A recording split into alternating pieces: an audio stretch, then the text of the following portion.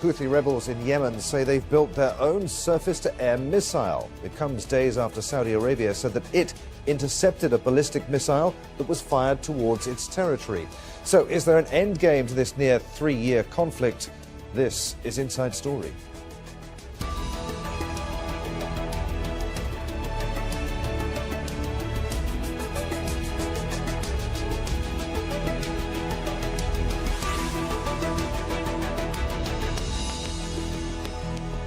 Hello, welcome to the programme. I'm Adrian Finnegan. It's a new year, but the same old story in Yemen. Nearly 3 years on since the Saudi-led coalition began its military campaign, more people are dying.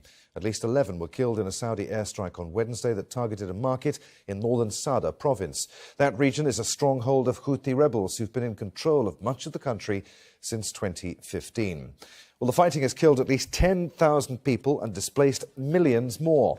Just this week, Houthi rebels announced that they've built a new, locally designed missile to fight against the Saudi-led coalition. And now the rebels are threatening to block the Red Sea shipping lanes if the coalition keeps pushing towards the western city of Hodeidah, which the Houthis control.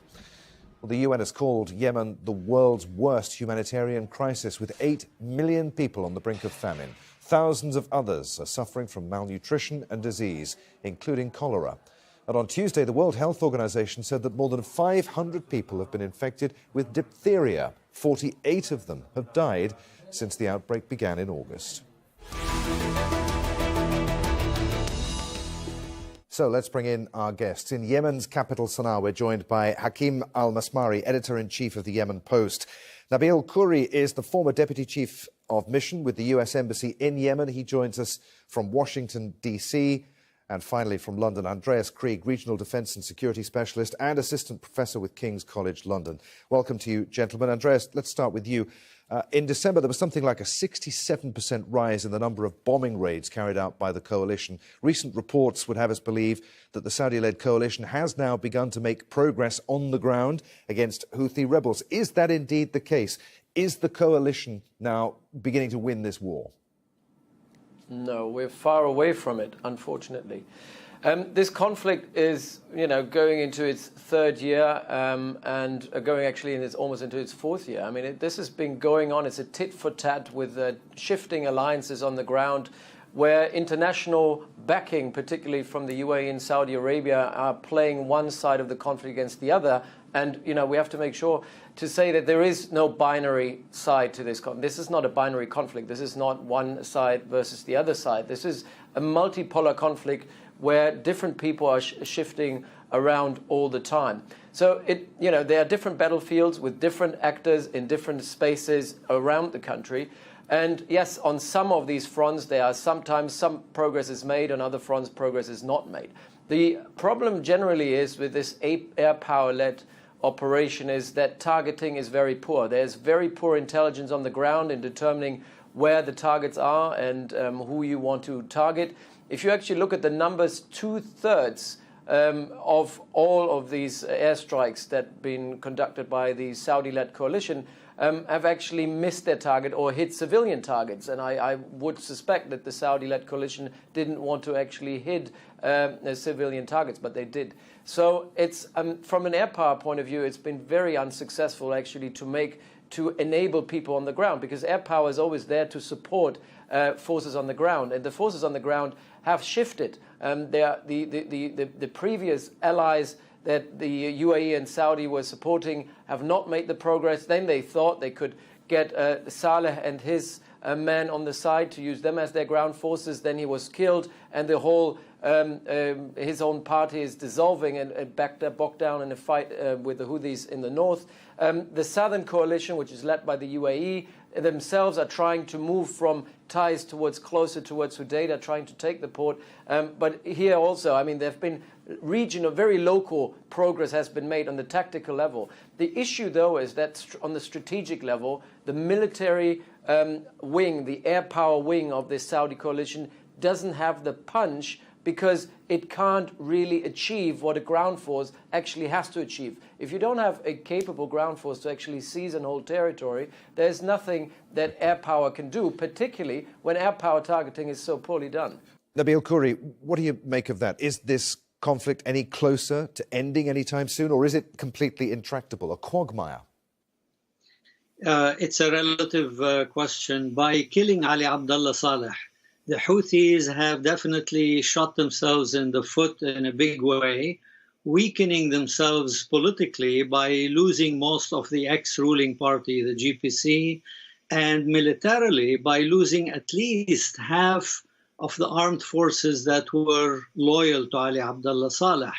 Now, with the reappearance of Tariq Saleh, the nephew of the former president, inside Yemen, and apparently working with Ali Muhsin al-Ahmar, now the coalition led by Saudi Arabia is in a much stronger position and making moves towards Hodeidah and towards breaking the Houthi siege around Taiz.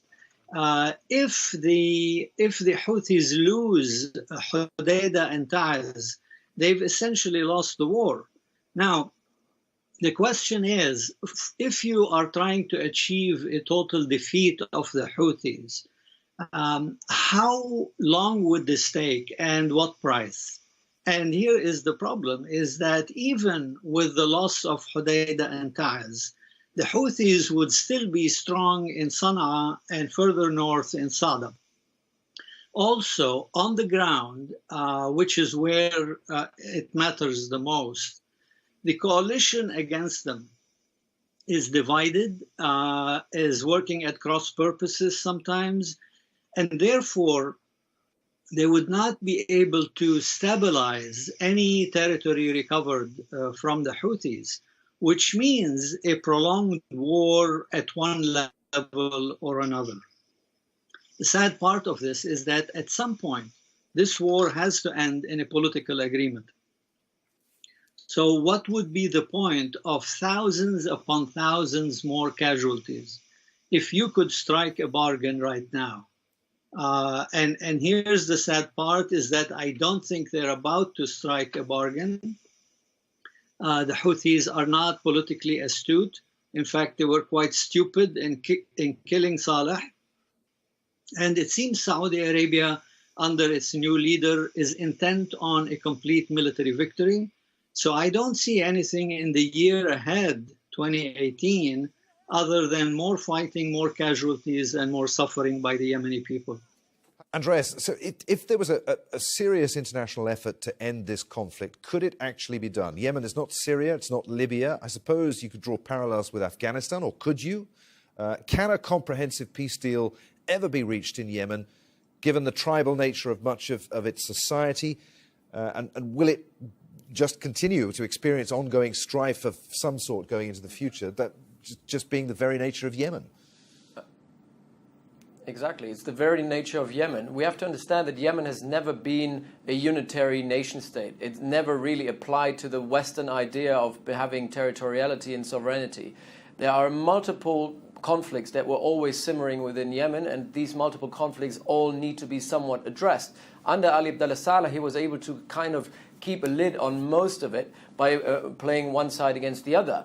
But, you know, we have, over the last couple of years, always looked at it from a binary point of view. The media has either portrayed the Houthis as the evil and then the Hadi government as the good government.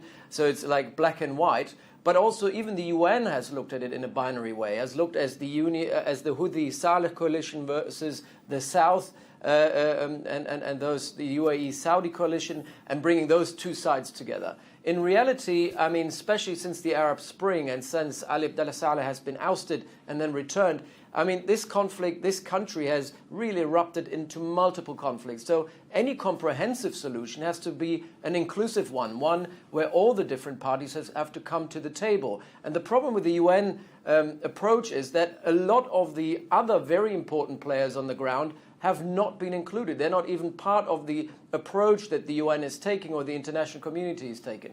So really what is needed then is something similar to the 2012 national dialogue, which has to be inclusive, and it has to be that inclusive to also include the Houthis. And I think that was part of the problem, that the Houthis were somewhat alienated into leaving the national dialogue. And I think now the UAE-Saudi coalition, they seem to think that a solution could be found, even with Al-Islah, which the UAE opposed initially because they are affiliated or used to be affiliated with the Muslim Brotherhood, but they don't want to talk to the Houthis. And the thing with the Houthis is, and that's why I think there is a great comparison to be done here with Afghanistan, is that they are very much a mountainous people who know how to operate as a guerrilla insurgency force within a certain environment. What they are not good at is politics. They're not good at actual engagement and reaching out, also because they have been alienated multiple times before by various coalitions. And by alienating them further, by not including them in the process, you're actually exacerbating the problem. At the moment, I think the Houthis think that they can still win in the north. Although they have been politically weakened and somewhat militarily weakened, they can fight another day because they just retreat to the northwestern part of Yemen where they come from, where they originate. They don't have the ambition to rule all over Yemen. And a comprehensive solution for Yemen means we need to address all these other conflicts that are going on in the northeast, that are going on in the south, and that are going on in the Hadramaut in the east. So I think we're looking at least 4 or 5 different conflicts with different tribal factions that can be brought together. So the new balance means all these parties have to be included. Nabil Khoury, are the UN and international powers being too simplistic in their approach to finding peace in Yemen, this binary approach that we heard about? To what extent are they talking to the wrong people in their attempts to bring peace to Yemen? I think both UN diplomacy as well as United States diplomacy both have been very limited in terms of the people they've approached. American diplomacy has practically been missing. The UN, unfortunately, right now, other than limiting itself to the people it's talking to, also is not moving with good political skills. I think right now there are 2 possible approaches to peace. One is going back to the UN, to the Security Council specifically, to produce a new resolution that would hopefully have unanimity within the Council and would start fresh with a new approach, given that the former resolution 2216 is now pretty much obsolete. Failing a consensus at the Security Council, and I think it's very hard to achieve that consensus, the Yemeni parties need to forget about the region, forget about the United Nations, and forge peace among one another. For that to happen, you need a national leader of stature, a strong figure who could inspire the Yemeni people, inspire all the Yemeni factions, including the Houthis, to bring them together and say, let's hammer out an agreement. If the Yemenis agree with one another, no power outside can destroy that. No power outside can continue the war if they themselves agree with one another. Unfortunately, right now, the Houthis are not showing that kind of political skill or leadership to inspire the country. They failed miserably. As Hakim said, they're a good guerrilla movement, but they're not good at ruling. With the death of Saleh, with all that one can say for him or against him, he was a very strong leader, a national figure. There's no one else right now with that kind of stature. Hadi is certainly not the person to do it. So again, I'm not optimistic. All right. But while waiting for a Nelson Mandela of Yemen to appear, I'm afraid we're just going to see more misery for the year ahead. Well, let's hear from Sana. Hakim Al-Maswari, are you optimistic or pessimistic about finding a solution in the near term to this conflict? Where does the blame for the continuation of it lie? With the Houthis, the Saudi-led coalition, Iran, the US, the UK, who?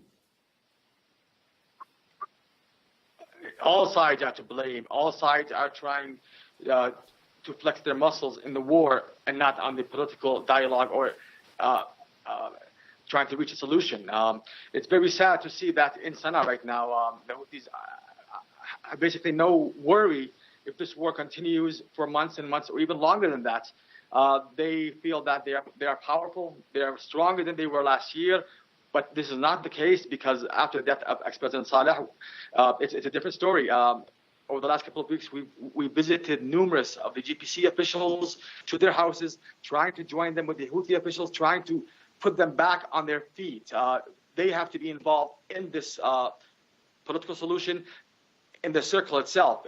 Without the GPC, the Houthis have no chance. I don't see any hope in a peaceful resolution being reached without the GPC standing again on their feet, putting their sufferings behind, and taking lead in the political table. This will take time. As of now, sadly or unfortunately, most of the GPC officials, the Saleh party officials, are under house arrest. They do move, but in their houses there are numerous Houthi intel or officials who are with them all day. So they need to restore their power in order to for this wheel to move. They have the experience, they have the political experience, the negotiation experience, unlike the Houthis, who are mainly focused on military activities and gathering intelligence. So the only way I see that the political wheel will be moving is if the GPC starts standing again on their feet, and the UN has to have a strong role. It's very sad that over the last year or so, last week, the first visit of a UN official over the last 10 months alone. So a complete stalemate by the UN side on one hand, and lack of cooperation from both the Saudi-led coalition and the Houthis here in Sana'a. So, Hakim, you talk about the Houthis' lack of you talk about the Houthis' lack of political experience. There's evidence to suggest that key political players in Yemen are benefiting from the war economy. It's not exactly in the Houthis' interests to bring this conflict to a close, is it? I, some way or the other, agree with that because right now they are in control entirely in areas they control. There are no rights given to the citizens when it comes to salaries, electricity, etc. They have no intention of handing over salaries, and if they do, 1 month a year. So they have no side that's pushing them to enforce, to give the rights to the people who are under their control. So this gives the Houthis more power internally, but locally and among the people, generally, their reputation is not doing well. Most of the people in Sana'a are not allied with them, but because of fear of aggression or fear of having problems with the Houthis, they stay quiet or ignore any complications with them. But again, it's not about the Houthis, it's not about the GPC party or the Saudi-led coalition allies. It's about how to end this war as soon as possible to save the millions of lives who are suffering. And if the UN, international community, and the world powers do not interfere politically, then this war can take a very long time to solve. And as of now, over the last 18 months, no side has gained ground on the ground militarily. Each side has gained a couple of kilometers here and there, but in general, there has been no side gaining ground in either way. Okay. So the only way to reach a solution is politically and through dialogue. Andreas Krieg, you were talking about the shifting sands in Yemen. To what extent is time of the essence, not only to bring about an end to the suffering, but given the ever-changing alliances on the ground, is there not a danger that the situation could simply become too complex to solve? Yemen has always been complex. Obviously, I completely agree with what the previous speaker said. I mean, the problem in Yemen is that we have an international, it's a proxy war whereby different international powers have their stakes in a conflict which essentially was a Yemeni conflict. But the problem is that any weakness that Yemenis show or different parties show, the more divided the Yemenis are, the more they invite people to interfere from outside. And I think that is pretty much the key problem here. The problem is that, yes, the Emiratis have their own policy towards the south of Yemen. The Saudis have their own policy towards the north of Yemen. At least they pretend to have an objective to be achieved. The GCC as such doesn't exist anymore. There is no common GCC approach. There is no, and then there are many other parties that are not represented by internationals. The problem is also the absence of U.S. leadership. More than that, even the U.S. administration, the Trump administration, seems to be backing the Saudi-led coalition, giving them a blanco check to do whatever they deem necessary without actually trying to mediate. So you have a multitude of different actors trying to thrive of what's going on domestically. And then obviously domestically, you have local order. You don't have a Yemeni order. There is no such thing as a Yemeni nation, but there is a local order that somewhat is keeping the country going, but at a very, very low level. So, I mean, until people come to a realization that there is nothing further to be gained from military action, and I think the Houthis are still not at a point where they think they have nothing more to gain, until that point, fighting will continue. So what the international community should do is really address the nation states who are involved in it. And that is in Iran, and that is Saudi Arabia and the UAE, and to a lesser extent also the United States. They need to sit together and try to find a solution in order to enable those people on the ground to make concessions. If you keep giving money, if you keep on weaponizing, if you keep the military wing going, I do think that parties on the ground have no incentive to actually sit down and talk to one another,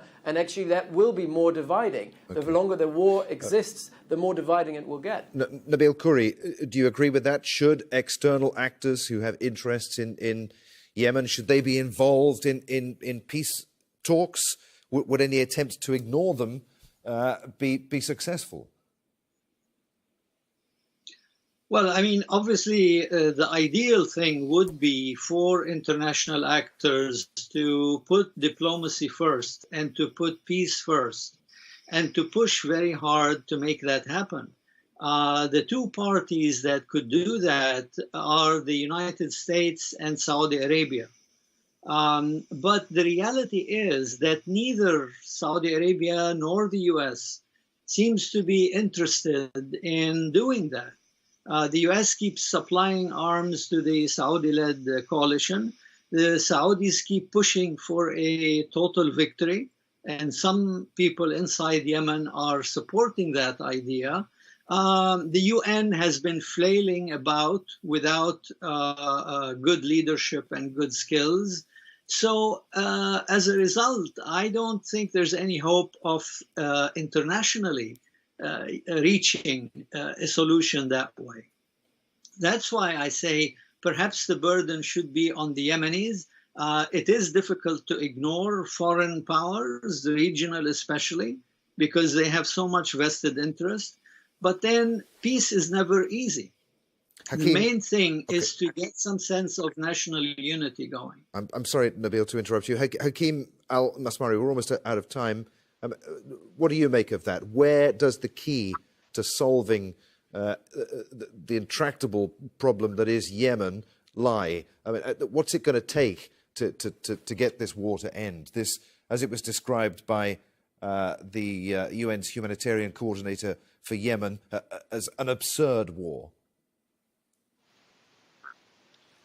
It's very complicated, but and the problem is that most of the people or the sides who are involved right now in the Yemeni solution or file are not aware or don't understand Yemen in general. They have to understand Yemen to reach a solution. The UN envoy, the Sheikh, he tried his best. He gave efforts, but it seemed that he didn't understand the sides of Yemen, the history of Yemen, the sides want, how the complications live. Nabil was here many years ago during the ex-president's time, and he knows how complicated it is. So involving experts who know Yemen, involving experts who know how to reach a solution, who know the people on the ground. It's not enough to talk from outside or talk to the officials. You have to know on the ground what's happening and know how to reach a solution, know the power makers on the ground, the tribal leaders, the political officials who are not in the scene right now, but they have a lot of influence. They could be Yemeni as well, who are now residing in Cairo, etc. Okay. So these sides who are respected by all the political parties in Yemen, whether by the Saudi allies, by the Houthi coalition, they're being sidelined. So these people should be given more power, more influence, along with the UN, to try to help reach a political solution, rather just focusing on the militarily and having just UN statements every month or so. Hakeem, we're out of time. Many thanks indeed, gentlemen, for taking part in today's discussion. Hakeem Al-Masmari, Nabil Khoury, and Andreas Krieg. Thank you for watching. Don't forget you can see the programme at any time just by going to the website at aljazeera.com. For further discussion, join us at our Facebook page at facebook.com/AJ Inside Story. And you can also join the conversation on Twitter, our handle at AJ Inside Story. From me, Adrian Finnegan, and the whole team here in Doha, thanks for watching. I'll see you again. Bye for now.